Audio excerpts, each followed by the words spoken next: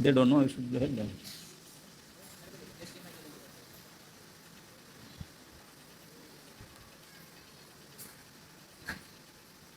हमारा संस्था प्रचार संस्था प्रीचिंग मूवमेंट, प्रभुपाद जी ने बुक्स को लेकर के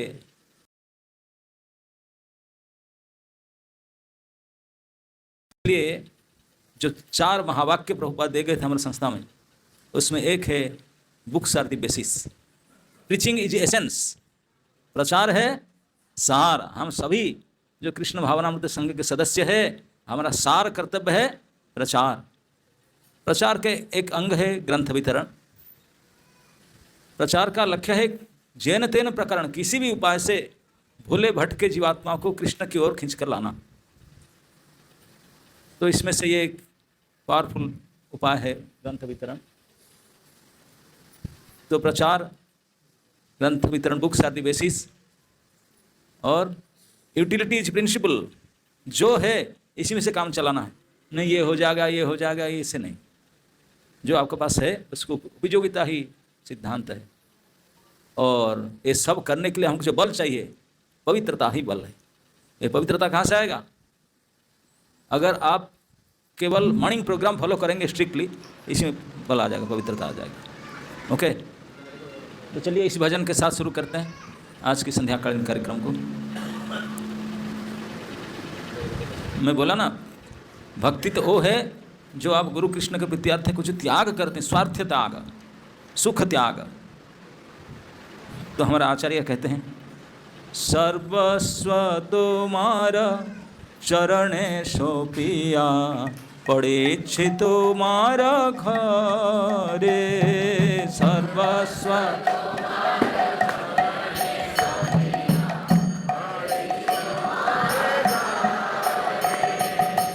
तुमी तो ठाकुर तुम्हारा कुकुर, तुमी तो बोलिया जाना निताई गौरा हरि बोल, हरि बोल, हरि बोल, हरि बोल।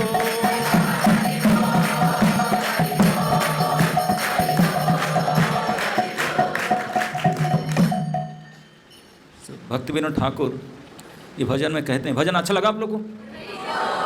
लेकिन इतबंग भाषा में है, आप समझ नहीं पाए होंगे। विनोद ठाकुर कहते हैं कि सर्वस्व तुम्हार चरणे सौंपिया, पड़ी छी तुम्हार घरे। ये भक्तों की भावना होना चाहिए। हमारा जो भी कुछ है सब सर्वस्व भगवान को ट्रांसफ़र कर देना चाहिए। तुम्हारा चरणे सौंपिया। अब फिर हम कहाँ रहेंगे? उनके घर में रहेंगे। सब कुछ भगवान को दे दिया तो हम रहेंगे कहाँ? तो उन्हीं के घर में रहेंगे। अपना घर तो उनका हो गया, अब अपना नहीं है, तो उनका बन करके रहेंगे। पड़े छे तुम्हारा घरे, आपका घर में पड़े रहूँगा। ऐसे नहीं कि मैं रहूँगा, कैसे रहूँगा? पड़े रहूँगा। एक शब्द की सोचिए कितनी बड़ी अंतर आता है। मैं घर में रहता हूँ और उनके घर में पड़े रहता हूँ, अंतर है कि नहीं? हाँ, ये भावना होना चाहिए। पड़े रहे क्या करोगे ना? तुम ही तो ठाकुर तुम्हारा कुकुर, आनिया बोला हम, मैं आपका घर में इस प्रकार पड़े रहूँगा जिस प्रकार कोई पालतू कुत्ते अपने मालिक का घर में रहते हैं। हमारा भावना ऐसे होना चाहिए। अपना घर द्वार सब तो कृष्ण भगवान को हो गया, अब एक घर में कैसे रहेंगे? मालिक बन करके नहीं, किस प्रकार रहेंगे? पालतू कुत्ते बन करके। तुम ही तो ठाकुर, एक घर के मालिक तो आप है, मैं आपके पेट डॉग हूँ, पालतू कुत्ते की तरह रहना है। इस प्रकार मुझे जानिए, मैं आपके पालतू कुत्ता के सदस्य रहकर क्या कैसे रहोगे ना? बांधिया निकटे हमारे पालिबे रही व तुम्हारे द्वार। कृपा करके मुझे बांध करके मुझे पालन लालन कीजिए, बांध कर रखिए, क्योंकि मैं कुत्ता हूँ, भाग जाता हूँ, मन की है मेरा। कभी यहाँ तो हूँ लेकिन कम लगा कि यहाँ कुछ सुविधा मिलता है, वहाँ चले जाऊँ, वहाँ चले जाऊँ, तो इसलिए मैं कहीं इधर उधर ना जाऊँ, इसलिए बांध करके रखिए मुझे, आपके द्वार पर बांध कर रखिए। भगवान को प्रार्थना करना चाहिए, प्रभु मैं दुष्ट बुद्धि हूँ, कभी छोड़कर इधर उधर चला जाता हूँ सुख सुविधा देख करके, तो इसलिए आप मुझे बांध करके रखिए ताकि मैं कोई सुविधा देख कर भाग ना जाऊँ आपके गेट से। मुझे पालन कीजिए कुत्ता की तरह बांध कर रख करके, बांधिया निकटे हमारे पालिबे रही ब तुम्हारे द्वारे। आप मुझे बांध कर रखिए आपका गेट पर, मैं आपका गेट पर रहूँगा। गेट पर रहकर क्या करोगे? बोलते प्रतीप जनरे आसिते नादी ब राखी ब गड़ेर पारे। प्रतीप मतलब जो शत्रु, जो आपके विरोधी जन है, जो भक्ति के विरोधी हैं, भगवान के विरोधी जन है, उनको आने नहीं दूंगा। मैं बाहर रहो, आपका इधर कोई मतलब नहीं। कुत्ता भूख भूख कर भगा देता ना, जो पहचान के आदमी नहीं है उनको घुसने नहीं देगा, तो वही बोलते मैं उनको भगा, आने नहीं दूंगा यहाँ। तो भोजन पानी कैसे होगा था, कैसे मेंटेन होगा? बोलते तब निज जन प्रसाद सेविया उचिष्ट राखिवे जहाँ। कहते हैं कि मैं कभी आपने लिए भोजन बनाकर नहीं खाऊंगा एक भी दिन। आपके भक्तजन, आपके निजजन आपके पास आएंगे, आप उनको प्रसाद देते हैं, वो प्रसाद पूरा नहीं खाते हैं, कुछ झुटन छूट जाते हैं। जो झुटन छूट जाएंगे वही मेरे प्रतिदिन का भोजन होगा। ऐसा नहीं कि एक आध दिन झुटन खा लिया बाकी दिन तो मज़ा से खाऊंगा, नहीं, प्रतिदिन एवरी डे मेरा नित्य प्रति का भोजन केवल जो भक्त लोग उचिष्ट रख जाएंगे वही। हमारा भोजन परम आनंदे प्रतिदिन होता, वही प्रतिदिन परम आनंद से उनको भोजन करेंगे। बसिया सुइया तुम्हारा चरण चिंती व सतत आमी। हर समय तो शत्रु नहीं आते तो क्या करोगे दिन भर? न चाहे बैठ करके हो चाहे सो करके हो, किसी भी हालत में केवल आपके चरण के चिंतन करता रहूँगा, आपके चरण चिंतन करूँगा। और जब आप बुलाएंगे तब नाचते नाचते, पूछ उठा करके नाचते नाचते आपके पास आऊँगा। नाचिते नाचिते निकटे जाइब जखन डाकिब तुम निजेर पोषण कभू ना भाविब। मेरा अपना मेंटेनेंस कैसा होगा मैं कभी सोचूंगा ही नहीं। कुत्ता कभी सोचता है उनका मेंटेनेंस कैसा होगा? नहीं, मेंटेन होते। तो इस प्रकार मैं भी मेरे कैसे पालन पोषण होगा कभी नहीं सोचूंगा, मैं अपने भाव में रहूँगा। क्योंकि आप जहाँ मालिक जैसे है फिर मुझे सोचने का क्या है? इतने उदार मालिक मेरा है, फिर मैं क्यों सोचूं, चिंता करूँ? इस प्रकार मैं भाव में रहूँगा। तो ये एक शरणागति के एक अंग है। इस प्रकार से, इस प्रकार भावना से प्रभु के साथ संबंधित होना चाहिए। जिस प्रकार एक कुत्ता अपने मालिक के साथ रहता है वफादार बन करके, है कि नहीं? तो क्यों ऐसा करना पड़े? क्यों हम अच्छा खासा आदमी कुत्ता क्यों बनेंगे?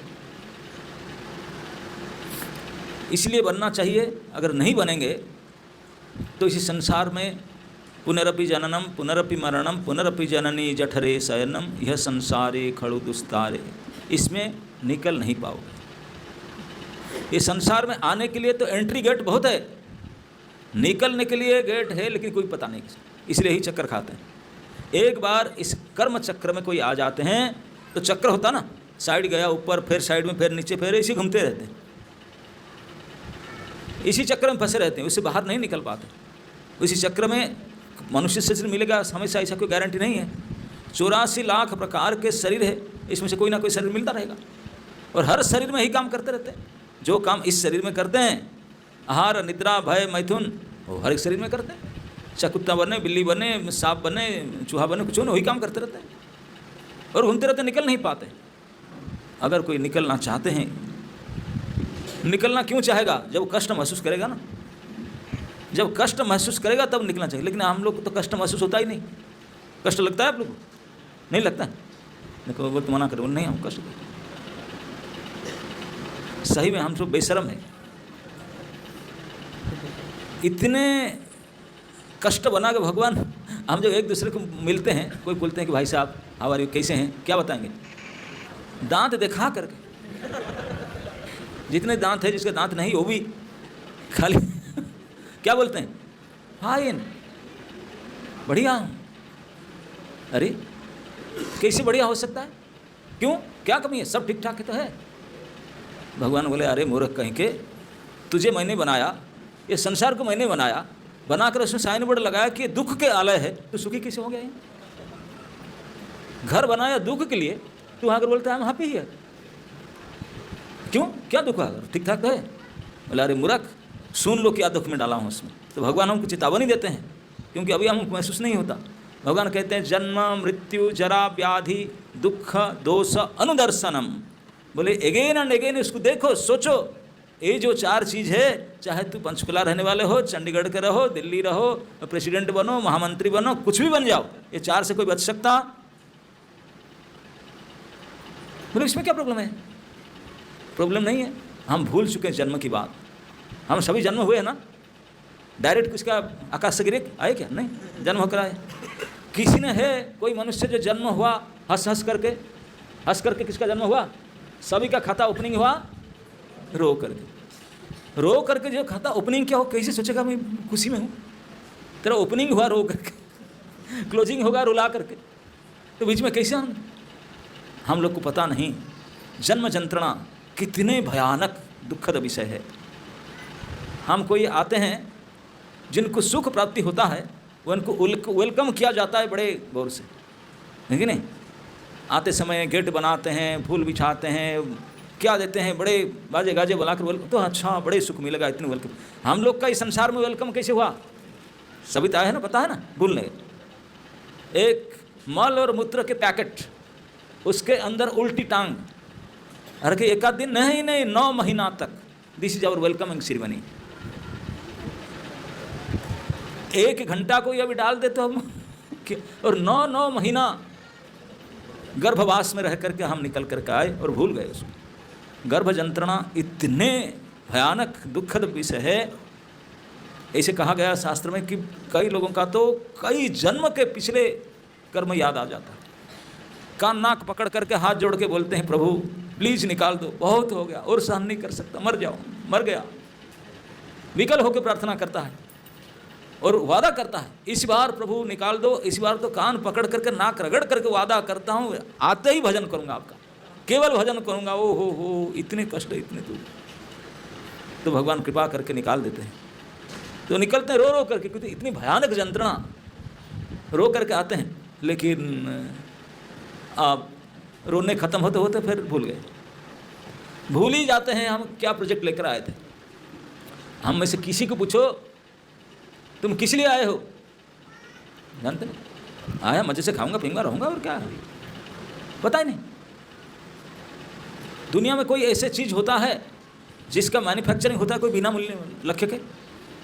हो सकता है ऐसा? इम्पॉसिबल।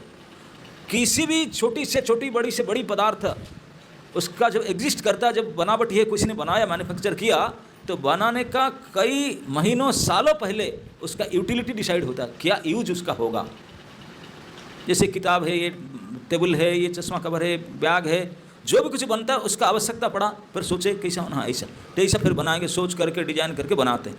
मतलब बनाने का कई दिन पहले उनका उपयोगिता निश्चित होता है।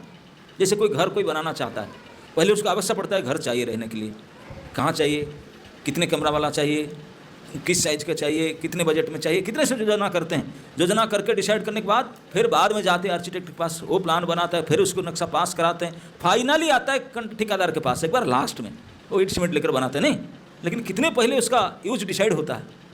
तो इस प्रकार हर एक वस्तु का उसका बाजार में मैन्युफैक्चर आने से पहले, बहुत पहले उसका उपयोगिता निर्णय किया जाता है, इस उपयोग में वो वस्तु उपयोग होगा।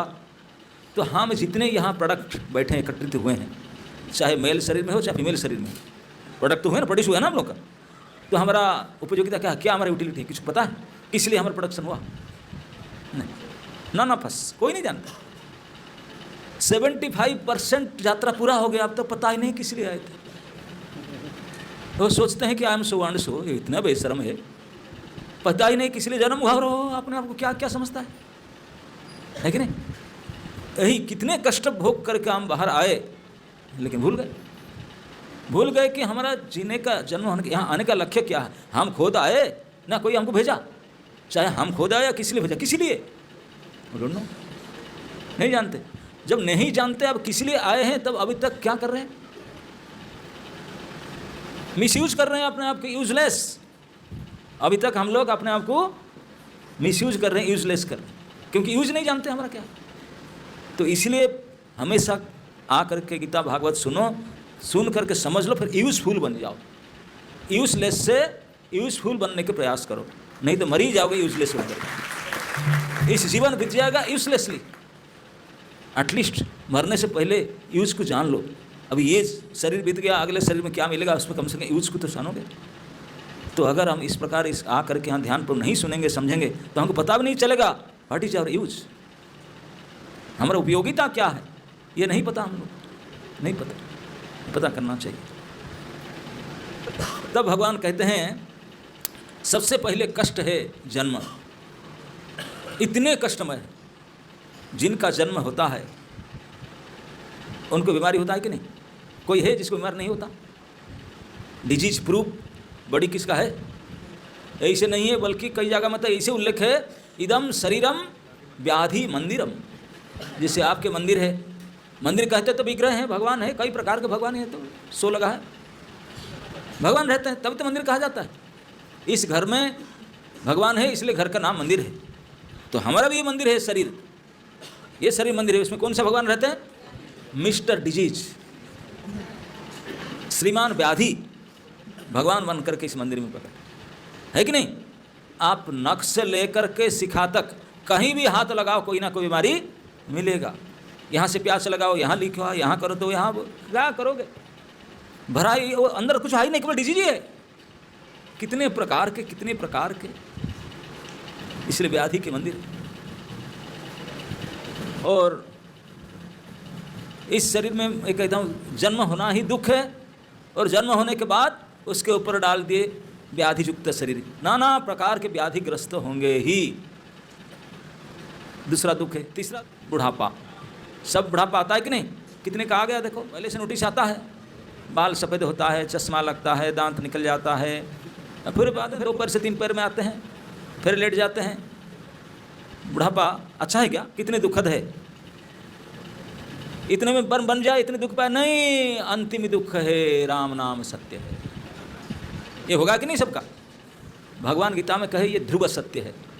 ध्रुव सत्य का मतलब ऐसे सत्य है कि अभी शाम हुआ, काल सुबह होगा कि नहीं, किसी कारण से अगर ना भी हो, सूरज उदय, सूर्यास्त हो गया, सूर्योदय ना हो, लेकिन ऐसा कभी नहीं होगा जिसका जन्म हुआ है उसका मृत्यु नहीं हो। ये ध्रुव सत्य, निश्चित मरना होगा। क्यों? भगवान ने यहाँ साइन बोर्ड लगाए, ये लोक बनाया मरने के लिए, मृत्यु लोकम। जानते कि नहीं? इस लोक का नाम क्या है? मृत्यु लोकम। यहाँ होता क्या है? मरना ही होता है। यहाँ केवल एक ही काम होता है इस लोक में, ओनली वन एजेंडा हियर। वो क्या है? मरना। हम लोग किस लिए आए हैं यहाँ? यस, मरने के लिए आए हैं। कोई जी सकता है? जीने के लिए नहीं बनाया गया। हम सभी जीवित रहना चाहते हैं, लेकिन रह पाते हैं? मरना ही पड़ता है। हम सब जीना चाहते हैं और सुखी होकर जीना चाहते हैं, लेकिन यहाँ दोनों की व्यवस्था नहीं। यहाँ दुखी होकर मरना पड़ेगा हम सभी को। आप बोलते हैं नहीं मैं तो नौकरी चाकरी करता हूँ, वही मरने के लिए, खाता हूँ मरने के लिए, सोता हूँ मरने के लिए, खेलता हूँ, जो भी कुछ करते हैं केवल मरने के लिए ही करना पड़ता है। और जितने सारे ये फर्स्ट क्लास आईफोन और क्या बढ़िया बढ़िया सब आइटम इतनी बढ़िया से बनाया गया, मरवाने के लिए, ये सब मरवाने के लिए सुविधा। क्योंकि काम एक ही है यहाँ, इस लोक बना गया केवल मरने और मारने के लिए। हम लोग यहाँ आकर बोलेंगे मैं जीना चाहता हूँ, कैसी चीज़ भाई? जीने के लोक में जाना चाहिए, मरने के लोक मृत्यु लोक है। तो इसी जन्म मृत्यु जरा व्याधि, ये 4 प्रकार तो भगवान बोलते हैं मैं सल्ट डालकर बनाया, ये सल्ट डाल करके बनाया इस संसार को, और उसके ऊपर मैं तुझे बनाया, तेरे भाग्य में 3 त्रिताप देख करके दिया हूँ। संसार को बनाया, इसमें डिजाइन है 4 तो मिलेगा ही मिलेगा, उसके ऊपर त्रिताप और है। क्या 3 ताप? बोलते हैं एक प्रकार के दुख तो अपने आप से होता है।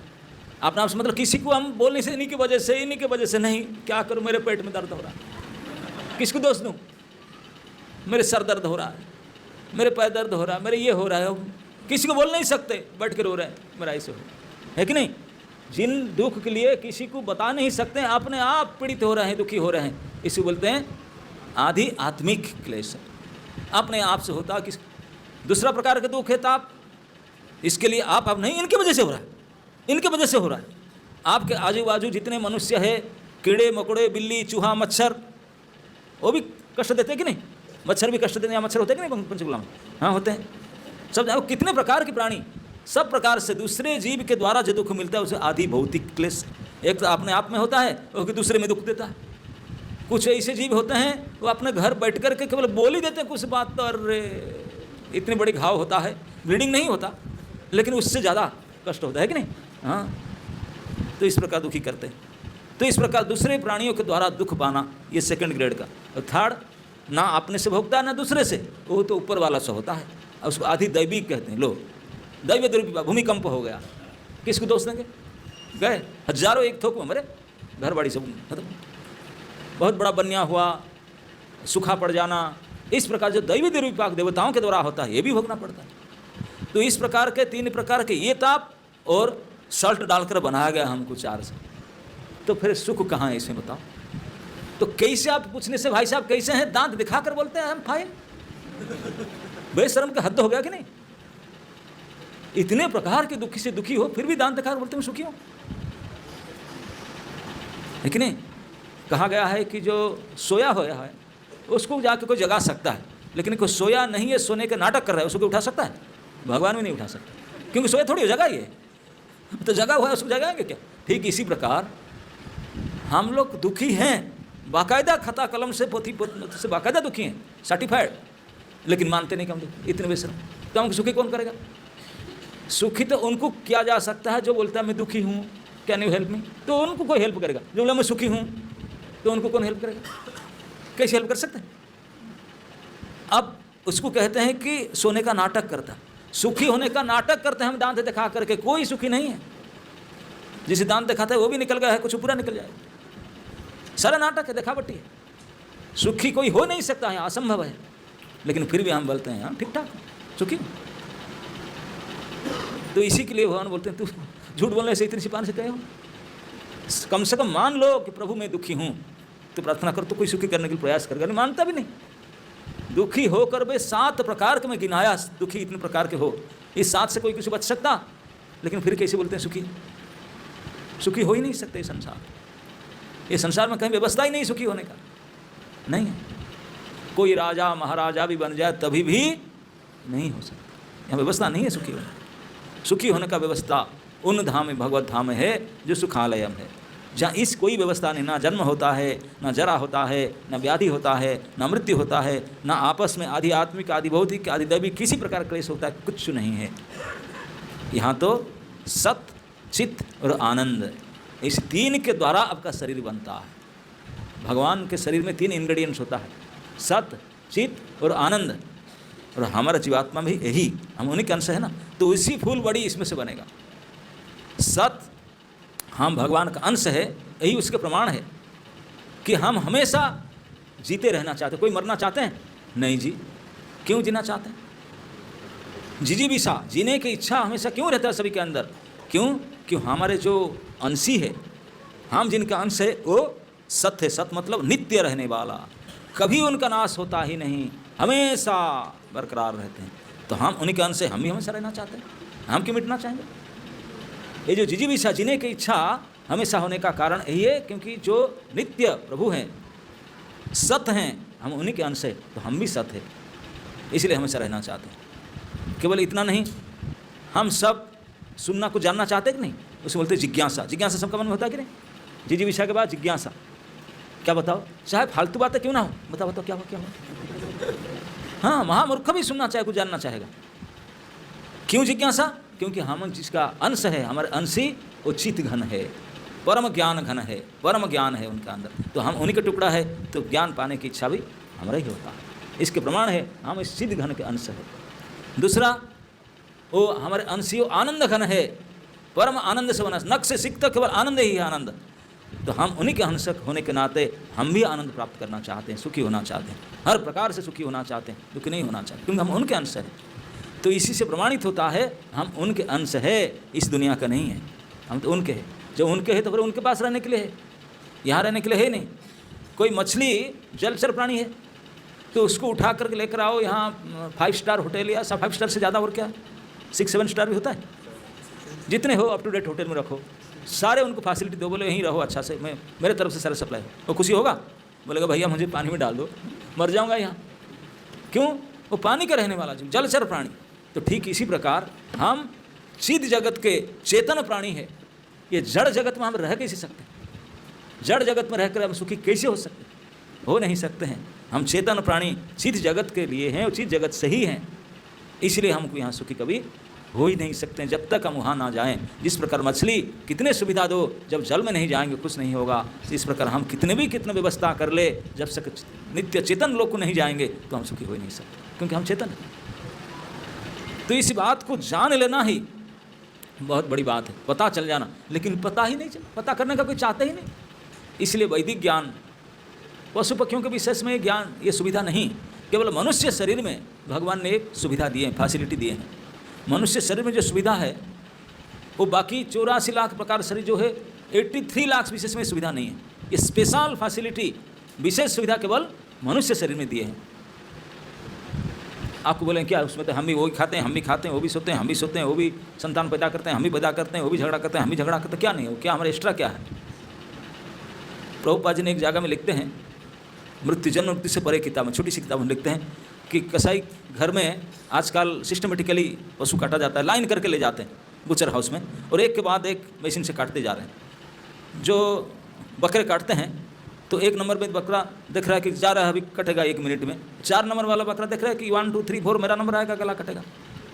केवल 3 मिनट के बाद मेरा गला भी कटेगा, लेकिन इस 3 मिनट से पहले उनको जाकर हरी पत्ता दो, वो खाएगा, बड़े मज़े से खाएगा।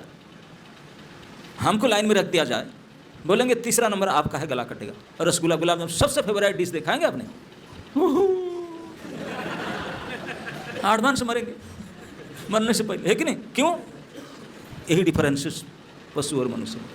ये सुविधा भगवान ने दिए हैं। रोने का सुविधा नहीं दिए हैं, हंसने की भी सुविधा दिए हैं। आप कितने प्राणी अभी तक देखे हैं जीवन में, किसी को देखा कोई हंसता है? मनुष्य के अलावा कोई दांत दिखाकर हंस नहीं सकते हैं। 84 लाख प्रकार के मनुष्य को छोड़कर जितने प्राणी है कोई हंस ही नहीं सकते।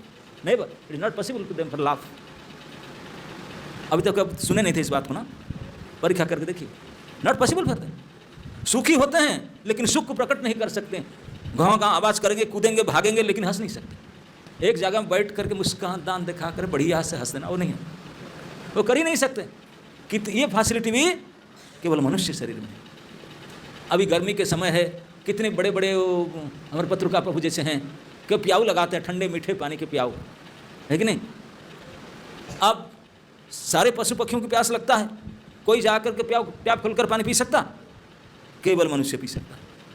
तो इसे हजारों गिनकर बता सकते हैं कि सुविधा केवल मनुष्य शरीर में। दूसरा एक महान सुविधा, कितने फीस्ट भी दो, डिक्लेयर करो 100 पशुओं को, बहुत फीस्ट दिला जाएगा। आओ क्लास में, आज संडे फीस्ट में आओ, कोई आएंगे पशु पक्षी? आप लोग आ जाएंगे, सुनने के लिए नहीं आएंगे, खाने के लिए आ जाएंगे है कि नहीं? हाँ आ जाते, पता करेंगे प्रसाद का टाइम क्या है, उस समय आएंगे पहले क्यों? लेकिन पशु पक्षी नहीं, क्योंकि उनके ये फैसिलिटी उनको दिया नहीं गया, सुविधा उनके शरीर में दिया नहीं गया। अभी आप लोग विचार करके देखिए, हमारा शरीर में इतने अच्छी सुविधा दिया गया, किस लिए? किसी को ज़्यादा सुविधा दिया जाता है, ये भी कभी सोचते भी नहीं हम लोग। सुविधा लेकर मजा लेते हैं, लेकिन कभी सोचे नहीं मुझे क्यों इसको दिया गया फैसिलिटी। जरा सोचिए तो सही।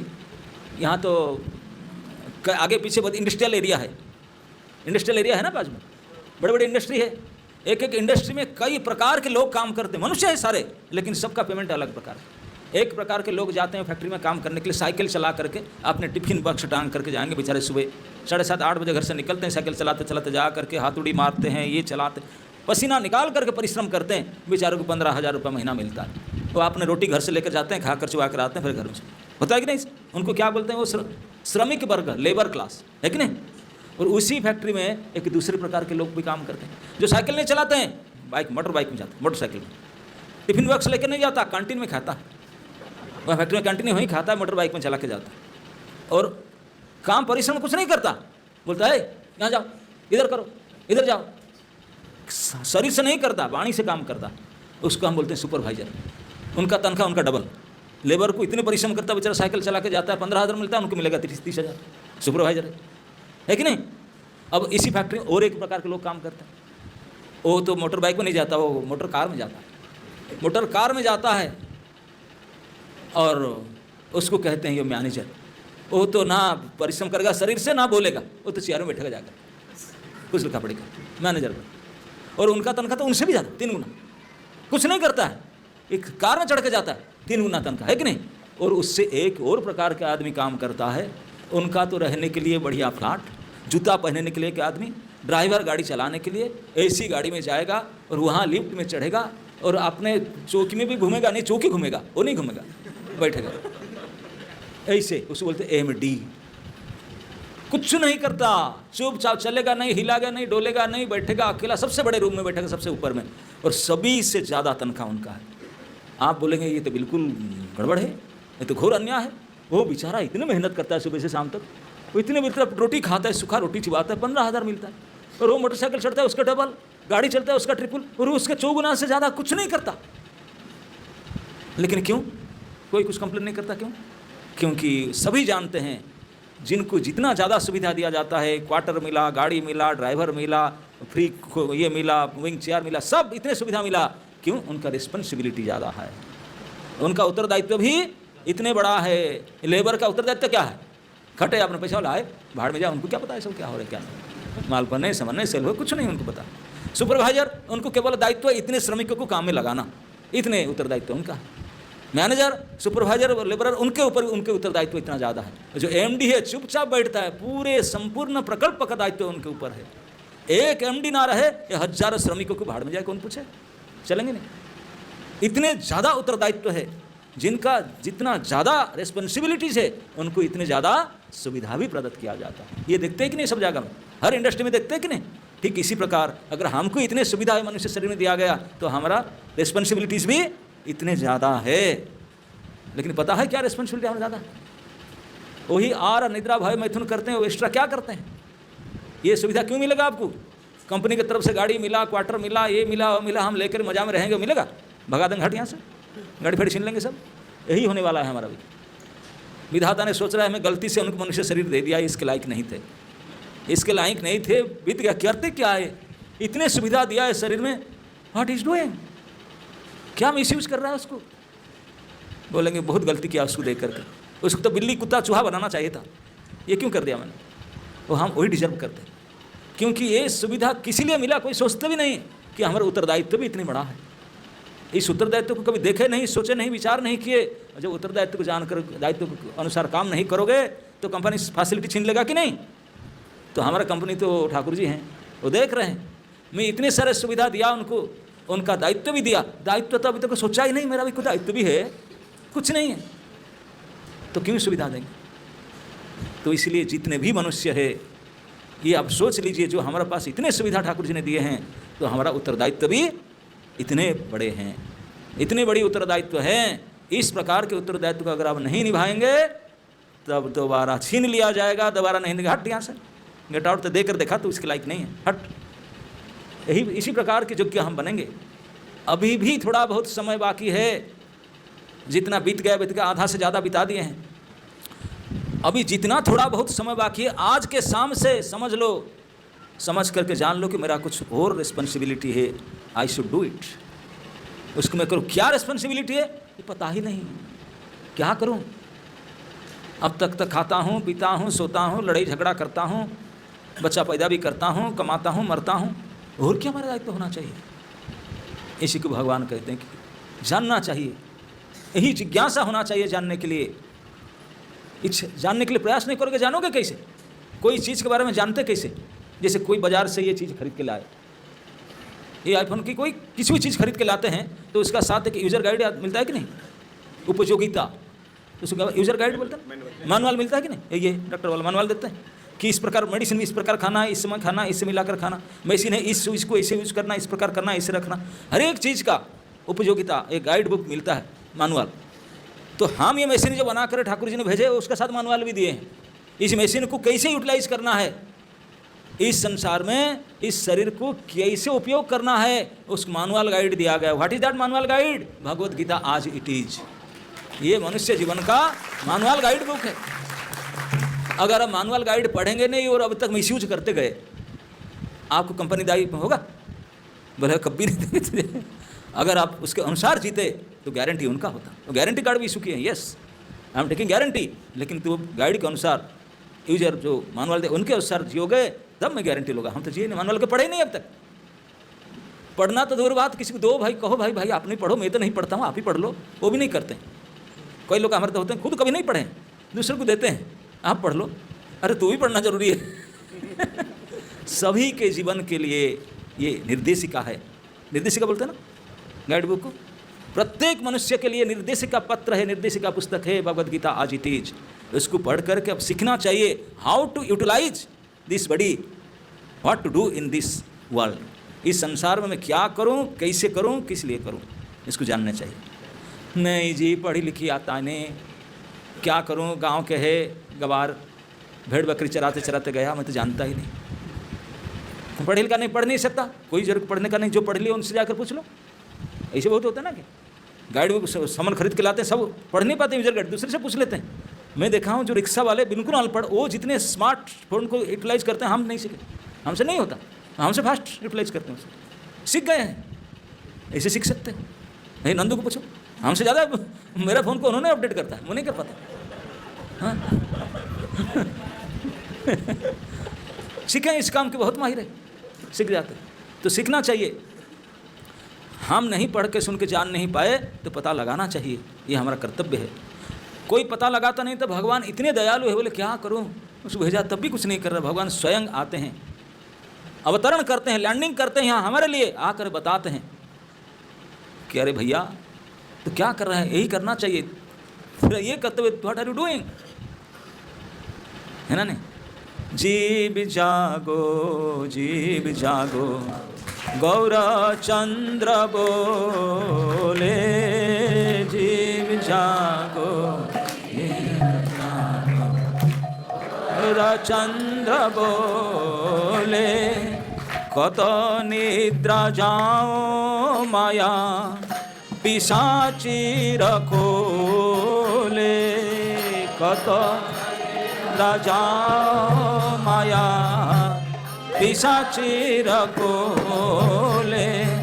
गौरांग महाप्रभु अवतरित होकर बोलते हैं, अरे जीव जागो जागो। आप बोलेंगे हम सोए थोड़ी हैं, पंचकुला सेक्टर, कौन सा सेक्टर है, सेक्टर 12 में मंदिर में बैठा हूँ, 1 घंटा हो गया, और क्या मैं यहाँ बैठा हूँ। बोले नहीं तो सोए हो, कहाँ सोया हूँ, बेडरूम में थोड़ी हूँ। बोले बेडरूम में नहीं सोया है, तो सोया है माया पिशाची के गोद में, चुड़ैल के गोद में है। चुड़ैल दिखता नहीं, न दिखता नहीं है, लेकिन चुड़ैल के गोद में तो लेटे हुए सोए। कतो निद्रा जाया माया पिशाची। बोले क्यों सोने, मैं तो जगा हूँ। तो हम जिसको सोचते हैं सोना, ये सोना केवल वही सोना नहीं है आंख बंद करके लेट गने से सोया हुआ है, नहीं। आपका जो दायित्व है, जो काम है, जिनके लिए आपको भेजा गया था, आप अगर नहीं किए, अथॉरिटी डांटेगा, क्या बोलते हैं, सो रहा था क्या, सो रहा था क्या, क्यों नहीं किया। तो इस प्रकार जो हमारा कर्तव्य है, निर्धारित कर्तव्य अगर हम नहीं करते हैं तो ठाकुर जी बोलते हैं क्या तो सो रहा है, क्या सोया है। सोने का मतलब नहीं लंबा होकर बेडरूम में सोया, हम सोए हैं क्योंकि अपना जो कर्तव्य हम नहीं करते हैं, इसलिए हमको गाली देते तो सोया हुआ। तो हमारा कर्तव्य है क्या, तब ठाकुर जी कहते हैं भजी बबलिया ये से संसार भीतरे, भजीव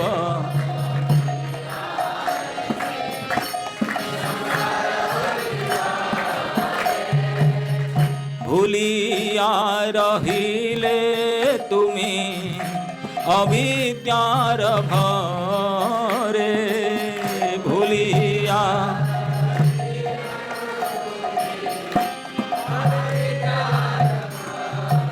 भगवान कहते हैं मैं तुझे भेजा था यहाँ केवल भजन करने के लिए, और तू भजन को छोड़कर भोजन में लग गया। हाँ, सुबह शाम यही चक्कर में पड़े, भोजन के चक्कर में। तो वही हमारा उत्तरदायित्व है, रिस्पॉन्सिबिलिटी क्या है, भजन करना। उसी को नहीं करते, बाकी सब करते हैं। इसी के लिए भगवान को आना पड़ता है हमको याद दिलाने के लिए। तो कम से कम आज के संडे क्लास की इवनिंग क्लास में आप लोग की याद लेकर के जाइए कि हमारा असली यूज है, कर्तव्य है, हम लोग को भजन करना होगा। अब कैसे भजन करना है, कब तक करना है, कि क्या करना है, अब इस्कॉन मंदिर में ज्वाइन कर लो, सीख लो। ओके, हरे कृष्ण।